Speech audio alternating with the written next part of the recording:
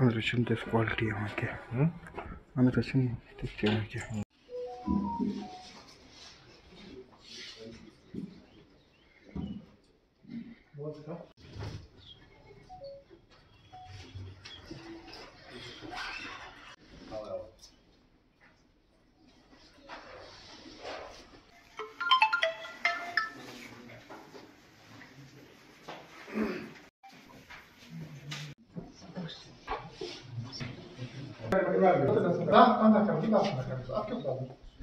जब फोकस के लिए इन ऐसा चिपकान थोड़ा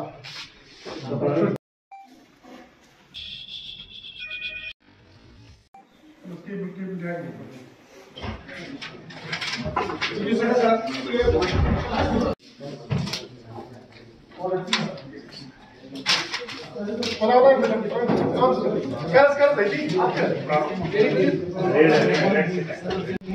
जबरदस्त क्लास टॉप क्रिकेट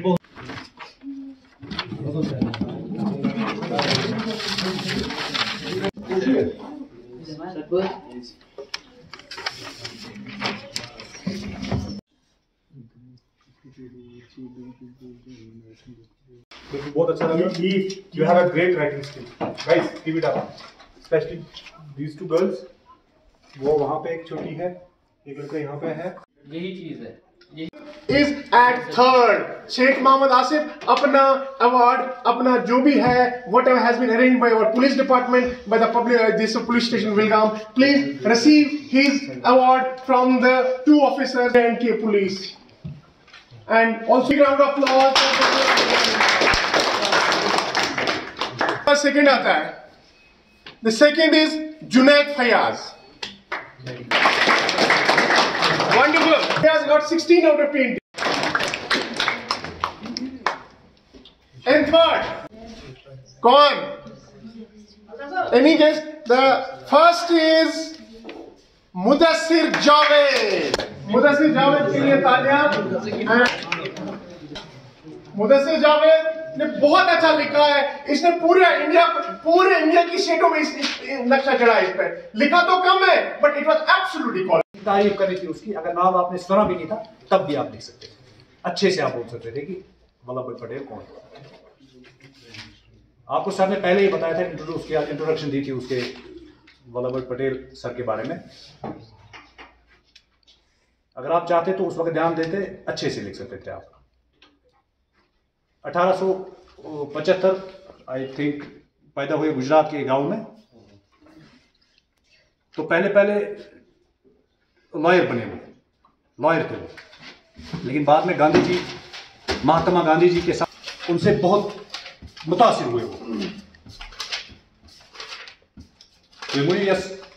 महात्मा गांधी सर बोर्ड फ्रीडम फाइटर वो सीरियस करे मोटिवेशन मजा आई थी दूसरे से मोटिवेट ना टीम को मोटिवेट इन से लॉयर अब मैं ये काम नहीं करूँगा रलियो कत से फ्रीडम स्ट्रगल तथ से ठीक है।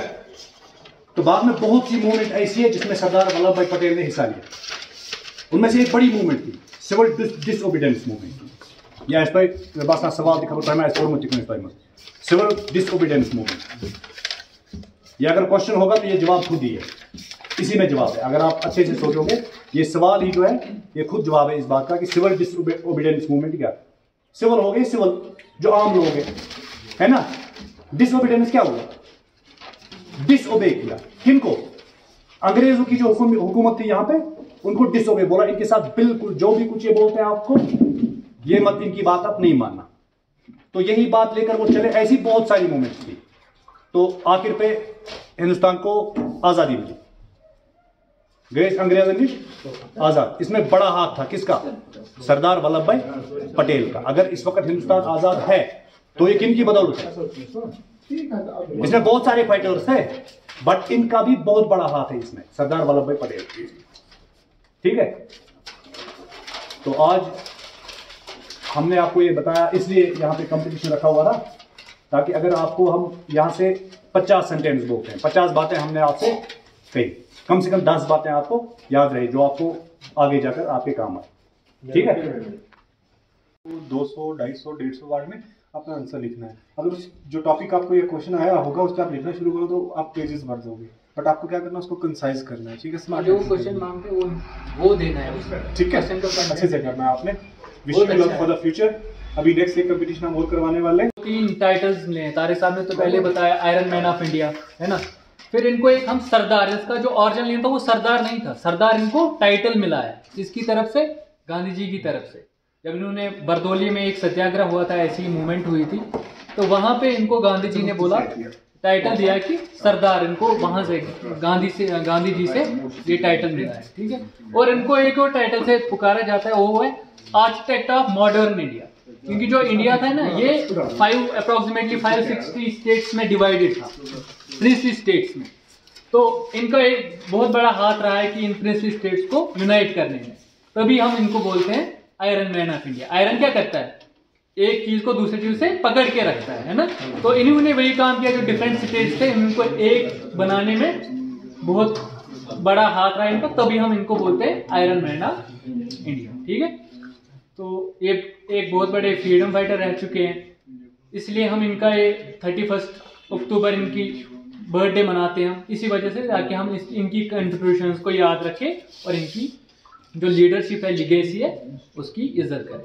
ठीक है जी, विजिलेंस वीक के मौका पर आज पुलिस स्टेशन वेलगाम की तरफ से यहाँ के मकामी हाई सेकेंडरी स्कूल पुलिस ये वेलगाम में एक ऐसे कंपटीशन ऑर्गेनाइज करवाया गया था, जिसमें जो हमारा टॉपिक था वो कंट्रीब्यूशन ऑफ सरदार वल्लभ भाई पटेल, उनकी कंट्रीब्यूशन पे ये टॉपिक था हमारा ऐसे कंपटीशन के लिए, जहाँ पे तो सर क्या लगा आपको, यहाँ के जो बच्चे हैं जिन्होंने इसमें पार्टिसिपेशन की, तो क्या लगता है, या आला के बुरहान हाल के जो बच्चे हैं कितने टैलेंट रखते हैं, कितने काबिल हैं? जी, बहुत टैलेंट रखते हैं बच्चों ने। अपनी अच्छी सोच, अपनी नॉलेज, अपनी क्रिएटिविटी को अपने राइटिंग स्किल के थ्रू हमारे सामने लाया।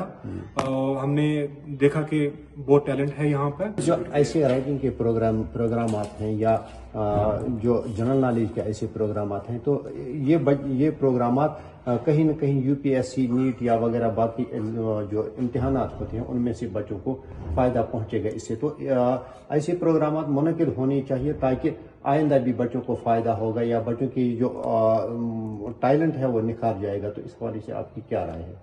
जी, पुलिस स्टेशन वेलगाम की तरफ से हर वीक किसी न किसी स्कूल में कोई ना कोई प्रोग्राम, कोई क्विज कंपटीशन, एनसीएल का हो गया, ये साइबर क्राइम का हो गया, कुछ भी है प्रोग्राम्स चलते हैं। बेटा, आज यहाँ पर जो प्रोग्राम हुआ सरदार वल्लभ भाई पटेल के हवाले से, जो पुलिस थाना बेलगाम ने यहाँ पर मुनक़िद किया, तो आपने इस राइटिंग प्रोग्राम में हिस्सा लिया, यहाँ पर आपने फर्स्ट पोजीशन हासिल की। तो क्या लगता है आपको कि ये जो ऐसे प्रोग्राम आते हैं किस तरीके से बच्चों के लिए फ़ायदेमंद हैं? जो जम्मू एंड कश्मीर पुलिस की तरफ से जो ये प्रोग्राम्स होते हैं उसमें जो बच्चों का जो टैलेंट है वो भी जाहिर होता है। ऐसे प्रोग्राम्स होने चाहिए ताकि बच्चों का जो ये टैलेंट है बाहर आएगा। बिल्कुल, या बच्चों को भी इससे वो एक फ़िज़ा कायम होगी कि किस तरीके से एग्ज़ामात में दाखिल होना होता है और किस तरीके से उनको आगे पढ़ना है। तो हमें एक दो बातें बताइए कि सरदार वल्लभ भाई पटेल जो हैं उनको आयरन मैन क्यों कहा जाता है?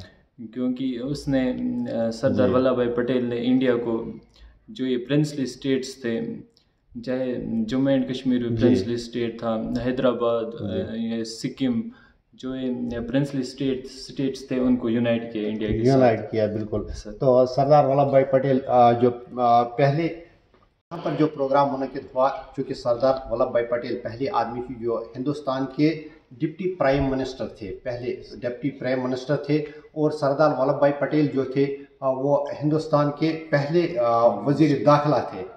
पहले वज़ीर दाखिला जो 1947 से लेकर 50 तक उन्होंने यहाँ पर जो बतौर वज़ीर दाखिला थे, और जो भी कॉन्स्टिट्यूशन वगैरह था उन्होंने यहाँ पर इसमें वो एमेंडमेंट किया और इन्होंने ये मंजर आम पर लाया। तो सरदार वल्लभ भाई पटेल के हवाले से जब जानने की कोशिश करेंगे तो उनके वो तकरीबन 1885 में पैदा हुए हैं, और उसके बाद वो उनकी वो जो कब वफ़ात हुई वो डेट मुझे याद नहीं है। तो अगर बात करें तो जो जिस तरीके से महात्मा गांधी जी ने यहाँ पर वो एक तहरीक चलाई, हिंदुस्तान छोड़ दो तहरीक चलाई, तो उसमें सरदार वल्लभ भाई पटेल का एक अहम रोल था। तो ये इन्हीं बुजुर्गों की बदौलत हम इस वक्त हमारा जो ये देश है पूरी तरीके से आज़ाद है और हम अपने घरों में बैठकर आराम से इस वक्त आराम फरमाते हैं या अपनी ज़िंदगी गुजारते हैं। तो क्योंकि जिस तरीके से महात्मा गांधी जी पेशे से वकील थे या उन्होंने भारत लॉ की थी ऑक्सफोर्ड यूनिवर्सिटी, इसी तरीके से सरदार वल्लभ भाई पटेल भी पेशे से एडवोकेट थे और कवानीन जानते थे और कानून के बहुत बड़े वो कानून दान थे। ये भी उनकी एक बहुत बड़ी खासियत से। तो